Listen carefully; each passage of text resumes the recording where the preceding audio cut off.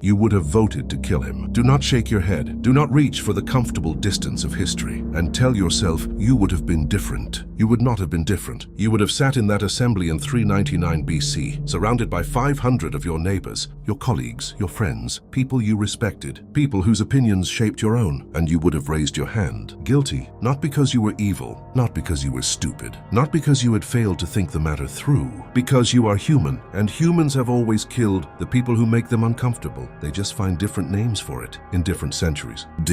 Before we talk about why Athens killed him, we need to talk about what Socrates actually did. Not the sanitized version. Not the version where a wise old man asked gentle questions in the marketplace and the stupid authorities couldn't handle his brilliance. The real version. Socrates walked up to the most respected, most powerful, most influential people in Athens and demonstrated, publicly, systematically, humiliatingly, that they did not know what they thought they knew.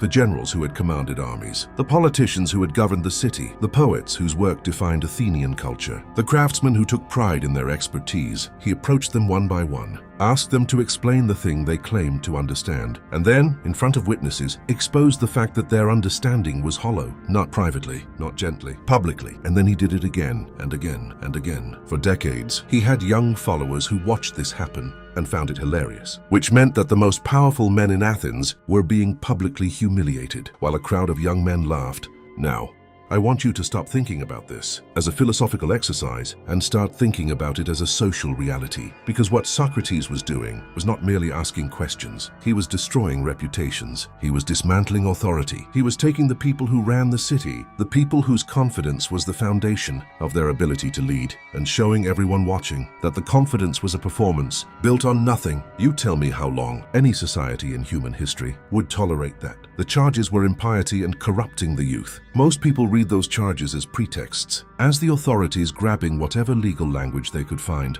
to silence a man they simply wanted gone, and that is partially true. But pretexts are interesting, because the pretext you choose tells you what the real fear is.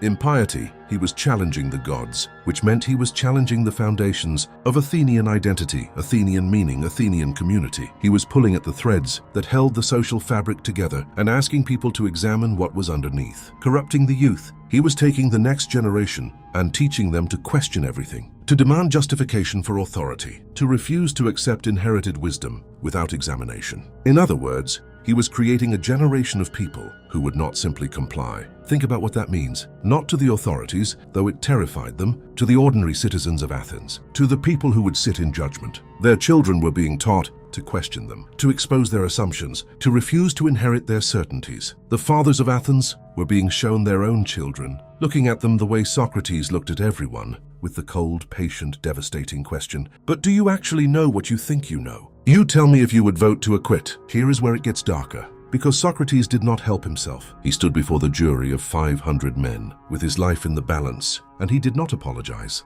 He did not moderate. He did not offer the comfortable reassurance that he would stop. He told them that he was a gift from the gods to Athens. He told them that what he did was more valuable to the city than anything any of them had contributed. He told them that if they killed him, they would be hurting themselves far more than him. He compared himself to a gadfly, a stinging insect attached to the flank of a lazy horse, and told them that without him, Athens would sleep its way into mediocrity and ignorance. Think about what you are hearing. A man on trial for his life, standing before his judges and telling them they need him more than he needs them.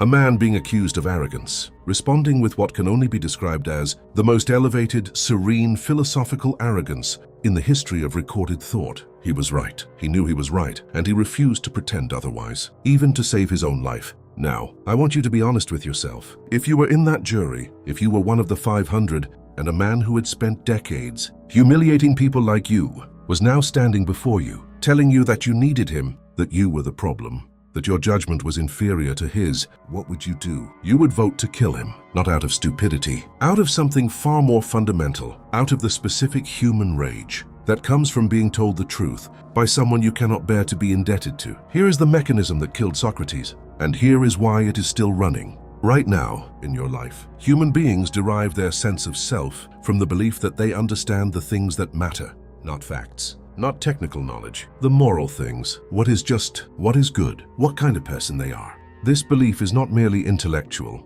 it is the ground you stand on, and Socrates did not question ideas. He removed ground when he demonstrated to the general that the general did not understand courage, the foundational virtue of a military career. He was not identifying a philosophical gap. He was destroying an identity, and human beings do not respond to the destruction of their identity with curiosity and gratitude. They respond with the same system that fires when a tiger appears at the edge of the jungle. The tiger and the question feel identical to the nervous system, which means the response is identical too. You eliminate the threat, but here is the part that the history books obscure. Here is the part that makes this about you, and not merely about Athens. The mechanism does not announce itself as survival.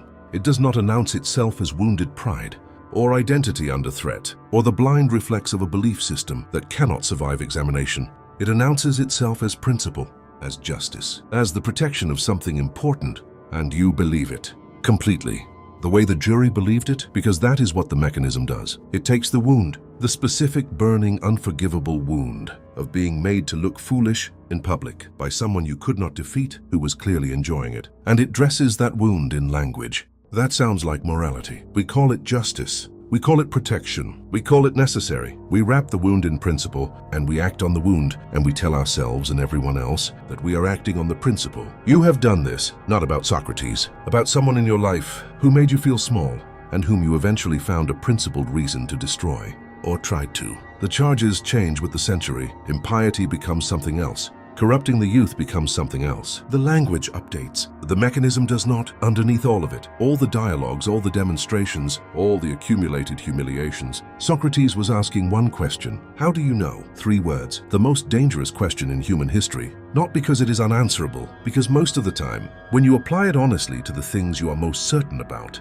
it is unanswerable. How do you know that the story you tell about yourself is true? How do you know that the people you have condemned deserved it? How do you know that the thing you are protecting is actually worth what you are doing to protect it? Most people cannot answer these questions. Not because they are stupid, because the things that matter most are the things we have examined least. Examination is threatening. Finding out you are wrong about something foundational is not intellectually inconvenient. It is the end of a self. So you do not examine, you do not ask, you do not allow others to ask. And when someone insists on asking anyway, you find a way to make them stop. Here is the final thing I want you to sit with. After the guilty verdict, the jury had to decide on a punishment. Socrates, still not apologizing, still not moderating, still operating from the same serene certainty that had defined his entire life, proposed his own punishment. He proposed that Athens should give him free meals for the rest of his life, as a reward for his service to the city. When pressed to name a genuine penalty, he eventually suggested a fine so small it was effectively nothing. He was daring them.